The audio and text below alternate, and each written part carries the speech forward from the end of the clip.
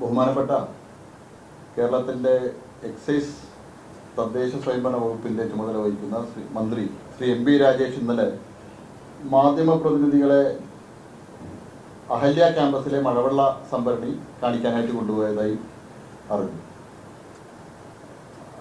അദ്ദേഹം ഈ മദ്യ കമ്പനിക്ക് വേണ്ടിയിട്ട് മാധ്യമപ്രതിനിധികളെയും മറ്റും എല്ലാം കൊണ്ടുപോകുന്നതിന് പകരം കേരളത്തിലെ തദ്ദേശ സ്വയംഭരണ സ്ഥാപനങ്ങളുടെ അധ്യക്ഷന്മാരെ ഈ മഴവെള്ള സംഭരണി കാണിക്കാൻ കൊണ്ടുപോയിരുന്നുവെങ്കിൽ അത് കേരളത്തിലെ നിരവധി പഞ്ചായത്തുകൾക്ക് കുടിവെള്ളക്ഷാമം അനുഭവപ്പെടുന്ന പഞ്ചായത്തുകളിൽ കുടിവെള്ളക്ഷാമം പരിഹരിക്കാൻ ഉപകാരപ്പെടുകയായിരുന്നു.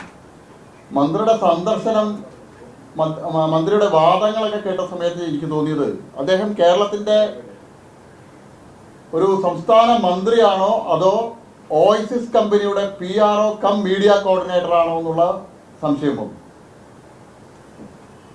മദ്യക്കമ്പനിക്ക് വേണ്ടി ഇത്രയേറെ വാദിക്കാൻ, മദ്യക്കമ്പനിക്ക് വേണ്ടി ഇത്രയേറെ ജോലി ചെയ്യാൻ ശ്രീ എം പി രാജേഷിനെ പ്രേരിപ്പിക്കുന്ന ഘടകം എന്താണെന്നുള്ളത് കേരളത്തിലെ ജനങ്ങൾ അറിയാൻ ആഗ്രഹിക്കുക.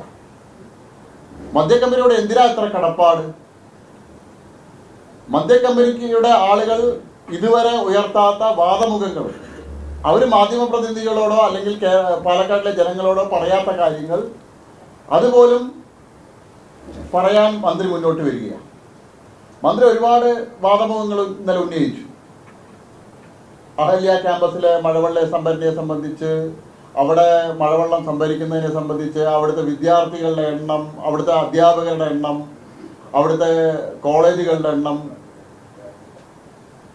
ഇത്രയും കാലം പാലക്കാട് ഇരുന്നിട്ട് ഇത്തരം കാര്യങ്ങൾ ഇതുവരെ മനസ്സിലാക്കാൻ മന്ത്രി തയ്യാറായില്ല. പക്ഷേ ഓയിസിസ് കമ്പനിക്ക് വേണ്ടി ഈ കാര്യങ്ങളെല്ലാം മന്ത്രി പഠിക്കാൻ തയ്യാറായിരിക്കും. അവിടുത്തെ അഹല്യ ക്യാമ്പസിലെ വിദ്യാർത്ഥികളുടെ എണ്ണവും അതുപോലെ തന്നെ അവിടുത്തെ അധ്യാപകരുടെ എണ്ണവും അവിടുത്തെ അഹല്യ ക്യാമ്പസിലെ മഴവെള്ള സംഭരണിയെക്കുറിച്ചും എല്ലാം മന്ത്രി പഠിക്കാൻ തയ്യാറായിരിക്കുക. പാലക്കാട്ടുകാരനല്ലേ മന്ത്രി? കഴിഞ്ഞ 2000 മുതൽ അഹല്യ ക്യാമ്പസ് പാലക്കാട് പ്രവർത്തിക്കുന്നുണ്ട്.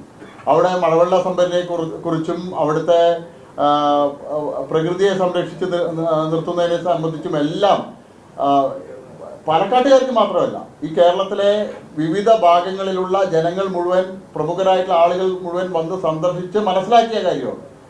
അത് വലിയ അത്ഭുതത്തോടു കൂടിയിട്ട് മന്ത്രി ഒരു മദ്യക്കമ്പനിക്ക് വേണ്ടി ഇന്നലെ മാധ്യമപ്രതിനിധികളുടെ മുന്നിൽ പറയുന്നത് കണ്ട സമയത്ത് എനിക്ക് തോന്നിയത്, ശ്രീ VS അച്യുതാനന്ദന്റെ ആരോഗ്യം പഴയ നിലയിൽ ഉണ്ടായിരുന്നുവെങ്കിൽ ശ്രീ എം പി രാജേഷിനെ അദ്ദേഹം ചാട്ടവാർ കൊണ്ട് അടിക്കുമായിരുന്നു എന്നാണ് എനിക്ക് തോന്നുന്നത്. ഒരു മദ്യക്കമ്പനിക്ക് വേണ്ടി, ഒരു തൊഴിലാളി വർഗ പാർട്ടിയുടെ നേതാവ് ഒരു മദ്യക്കമ്പനിക്ക് വേണ്ടി ഇങ്ങനെ വാദിക്കുന്നത് കാണുന്ന സമയത്ത് എനിക്ക് തോന്നിയത് ശ്രീ VS അച്യുതാനന്ദന് ഇപ്പോൾ പഴയ ആരോഗ്യമില്ലാതിരുന്നത് ശ്രീ എം പി രാജേഷിന്റെ ഭാഗ്യമായിട്ടാണ് ഞാൻ കരുതുന്നത്.